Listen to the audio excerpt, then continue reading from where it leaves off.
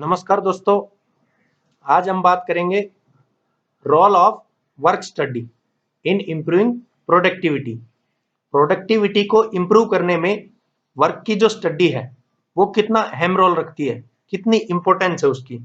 सबसे पहले तो जो है वर्क स्टडी की बात करते हैं। वर्क स्टडी से मीनिंग क्या है? स्टडी ऑफ वर्क, यानी कि वर्क की स्टडी करना। अब वर्क की स्टडी किस तरह से करेंगे? सबसे पहले तो जो कंप्लीट टास्क है उस टास्क को हम लोग स्मॉलर पार्ट्स में डिवाइड कर लेंगे। स्मॉलर पार्ट्स में डिवाइड करके उनको प्रॉपरली एग्जामिन करेंगे और उनको कंप्लीटली एनालाइज करेंगे और फिर फाइनली उसके बाद इनको रीअरेंज करते हैं। बेसिक ऑब्जेक्टिव क्या होता है वर्क स्टडी का? कि एक बेस्ट मेथड को डिस्कवर किया जाए जॉब को कंप्लीशन करने में। जॉब को कंप्लीट करने में एक बेस्ट मेथड फाइंड किया जाए। उससे बेनिफिट क्या होगा? कॉस्ट मिनिमाइज हो जाएगी, उससे जो है ह्यूमन का एफर्ट बेटर लगेगा, ह्यूमन का जो वर्क है उसको आसानी से हम लोग इवेलुएट कर पाएंगे। तो ये बेसिक फायदे रहेंगे, ये ऑब्जेक्टिव रहेंगे वर्क को स्टडी करने के। और यहाँ पे जो हमारे पास है कि वर्क स्टडी, जैसा इसमें मेंशन है कि एक तरह का टूल है जो कि बेसिकली प्रोडक्टिविटी को इंप्रूव करने में बहुत मदद करता है। इसीलिए हम लोग क्या करते हैं कि इसका जो डायरेक्ट रिलेशन है वो प्रोडक्टिविटी के साथ में देखते हैं। क्यों देखते हैं वो? क्योंकि मैंने अभी इसके फंक्शन बताए वर्क स्टडी के कि वर्क की स्टडी कर लेंगे तो कंप्लीटली जो है थिंग्स को एनालाइज भी कर लेंगे, एग्जामिन भी कर लेंगे। तो इसलिए इसका एक डायरेक्ट रिलेशन है प्रोडक्टिविटी के साथ में। कोई भी जो ऑर्गेनाइजेशन होगा वो सबसे पहले यही इंश्योर करेगा कि जो 4M है, 4M से मीनिंग है मैन है, मटेरियल है, मशीन है, मेथड है, उनका बेस्ट यूटिलाइजेशन हो। इट मींस कि हमारे पास मैन है तो जो भी एस्टिमेशन हमारे अकॉर्डिंग है और जिसके बेसिस पे हमने उनकी रिक्रूटमेंट की थी, तो अब उनका बेस्ट यूटिलाइजेशन होना चाहिए। जितने भी वहां पे एम्प्लॉयज हैं, जो भी मटेरियल ला रहे हैं हम, तो उसका कंप्लीट का 100% बेस्ट यूटिलाइजेशन हो। ऐसे ही मशीन की एफिशिएंसी बहुत ही बेटर रहे, क्योंकि हम लोग इफेक्टिव यूटिलाइजेशन उनका नहीं करेंगे तो वो एफिशिएंसी कहां से देंगी। ऐसे ही मेथड का बेस्ट यूटिलाइजेशन हो। तो वर्क स्टडी जो है वो कोई भी ऑर्गेनाइजेशन है उसमें प्रोडक्टिविटी को हमेशा इंप्रूव करने में मदद करेगा बाय यूटिलाइजिंग दीज 4M। यदि हमने इन 4M का, मैन, मटेरियल, मशीन और मेथड का बेस्ट यूटिलाइजेशन किया है, तो definitely it will grow the productivity, it will increase the productivity.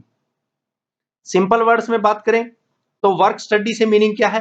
Work और परफॉर्मेंस लेवल, यानी वर्क को हम लोग जो है एग्जामिन कर ले प्रॉपरली, उसकी स्टडी कर ले, और जो परफॉर्मेंस लेवल है, जो परफॉर्मेंस, जो एफिशिएंसी वहां पे एम्प्लॉयज दे रहे हैं, उनको भी एनालाइज भी कर ले हम, उनका परफॉर्मेंस लेवल को एनालाइज कर लें, उनको प्रॉपर एग्जामिन करते रहे टाइम टू टाइम, और हम लोग उनका जो डाटा है उसका प्रॉपरली कलेक्शन करते रहे। तो वर्क की स्टडी या कोई मेथड की हमें स्टडी करनी है तो हमेशा क्या करना पड़ेगा? उसको एक जगह कलेक्शन करके पूरी डिटेल्ड इंफॉर्मेशन लेके, और फिर उसमें से हम लोग एक सैंपलिंग का मेथड करने के बाद फाइनली और वहां से बेस्ट मेथड निकालते हैं कि क्या वर्क की जो है वो आउटपुट चल रही है।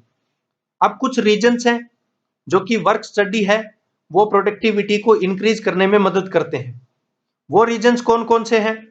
वर्क स्टडी जो है वो प्लानिंग को इंप्रूव करती है। जब हमने वर्क की स्टडी की है तो हमें उसके लिए हर बार प्लान बनाना पड़ेगा, एक प्लानिंग करनी पड़ेगी।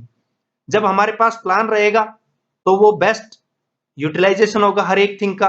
तो इसलिए जो प्लानिंग करके कोई काम करेंगे तो फाइनली एक टाइम ऐसा आएगा जब प्रोडक्टिविटी जो है वो बहुत ही अच्छे तरीके से रेज होगी। प्रोडक्टिविटी जो है उसमें कंसिस्टेंसी बन जाएगी। दूसरा पॉइंट क्या है? Design of tools and equipments are improved. जो टूल और इक्विपमेंट हैं उनका डिजाइन भी इंप्रूव होगा, क्योंकि हम वर्क की स्टडी कर रहे हैं तो उसके बेसिस पे हमें पता है टूल किस डिजाइन का चाहिए, या हमारे पास इक्विपमेंट्स हैं वो किस डिजाइन के प्रॉपरली मशीन पे सेट हो रहे हैं, और किस तरह की मशीन पे वो उन इक्विपमेंट्स की, टूल्स की बेसिक रिक्वायरमेंट्स हैं। तो उसके बेसिस पे, तो उससे क्या होगा? प्रोडक्शन भी इंक्रीज होगा, मशीन की एफिशिएंसी बेटर होगी, और ये दोनों चीजें हैं तो जो टोटल प्रोडक्टिविटी है वो इंक्रीज होगी। Next point is the use of latest technology. जब मैंने बताया कि वर्क को जब हम स्टडी कर लेंगे तो हमें पता है कि इस समय वो जो वर्क करंट में चल रहा है उसके बेसिस पे हो सकता है कंज्यूमर उस प्रोडक्ट को नहीं खरीद रहा है, तो हम लोग क्या करेंगे, नई टेक्नोलॉजी लेके आएंगे। वर्क की स्टडी नहीं करते तो लेटेस्ट टेक्नोलॉजी की रिक्वायरमेंट हम सोचते कि नहीं है, हमारे पास बेसिक और कोई प्रॉब्लम्स हैं जिनकी वजह से प्रोडक्ट मार्केट में बिक नहीं रहा, तो इसलिए लेटेस्ट टेक्नोलॉजी अगर है, लेटेस्ट के साथ में चल रहे हैं, तो that will definitely increase the productivity. Examples हैं कि स्टार्टिंग से जैसे स्प्लेंडर बाइक ही चलती रहती तो फिर बाइक में और चेंज करने की क्या आवश्यकता थी, ऐसे ही जो कोई व्हीकल है, मारुति है तो मारुति 800 ही जब कंसिस्टेंटली चलती रहती तो उसमें और एडवांस व्हीकल्स क्यों लाने की जरूरत थी। तो कोई भी, कोई महिंद्रा की हो कोई भी गाड़ी, तो इस तरह से कोई व्हीकल है या कोई और घर में कोई प्रोडक्ट यूज कर रहे हैं तो उन्हीं को देख लेते हैं। तो वो लेटेस्ट टेक्नोलॉजी इसीलिए कि कंज्यूमर एक समय ऐसा होता है किसी प्रोडक्ट को कंसिस्टेंटली यूज करके और उससे ऊब चुका होता है, तो इसलिए उसको कुछ लेटेस्ट चाहिए। Next is the better quality of product is made. जब हम लोग फोकस करेंगे वर्क पे तो हमेशा जो प्रोडक्ट है उसकी क्वालिटी इंप्रूव होगी, और जब इंप्रूव्ड क्वालिटी प्रोडक्ट्स कस्टमर के पास जाएंगे तो वो उसकी डिमांड ज्यादा बढ़ेगी, तो प्रोडक्टिविटी भी इंक्रीज होगी। जो सुपरविजन है वो भी बिल्कुल स्मूथ रहेगा, क्योंकि वहां पे हम लोग वर्क की स्टडी कर रहे हैं तो उसमें ज्यादा किसी को इस तरह की गाइडेंस देने की जरूरत नहीं होती कि किस बेसिक में वर्क है किस बेसिक में, क्योंकि हम लोग उसके लिए प्लानिंग करके चल रहे थे और वो प्लानिंग से जो डायरेक्शन टॉप से आ रही थी वही कंटिन्यूअसली नीचे तक सर्कुलेट होगी, तो उसके बेसिस पे वो वर्क चलेगा। तो जो सुपरविजन है वो भी स्मूथ रहेगा। जब कोई बीच में प्रॉब्लम्स ही नहीं रहेंगी, जब कोई मिसकम्युनिकेशन टाइप प्रॉब्लम ही नहीं रहेंगी, तो हमेशा प्रोडक्टिविटी इंक्रीज होगी। बेस्ट पर्सन आर सेलेक्टेड, जो एम्प्लॉयज हैं वो हमेशा बेस्ट सेलेक्ट होंगे, क्योंकि हमें पता है किस तरह का वर्क है, किस तरह की बेसिक रिक्वायरमेंट्स है पर्सन की, एम्प्लॉयज की, क्या ट्रेंड पर्सन सही है, क्या न्यूली कमर से हम लोग काम चला सकते हैं। तो जब उसके बेसिस पे हम सेलेक्ट करेंगे तो डेफिनेटली प्रोडक्टिविटी को इंप्रूव करवाने में मदद करेंगे।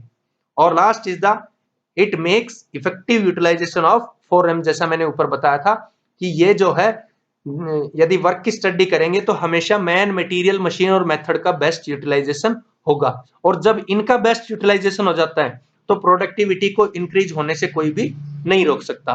तो ये थे हमारे पास कुछ पॉइंट्स, कुछ की फैक्टर्स, कुछ रीजंस जिनकी सहायता से हम लोग प्रोडक्टिविटी को आसानी से बढ़ा सकते हैं, या बात दूसरी करें तो वर्क स्टडी जो है इसमें पूरी तरह मदद करता है प्रोडक्टिविटी को इंक्रीज करने में। तो ये बेसिक रीजंस थे। तो ये था दोस्तों role of work study in improving productivity. Thank you दोस्तों।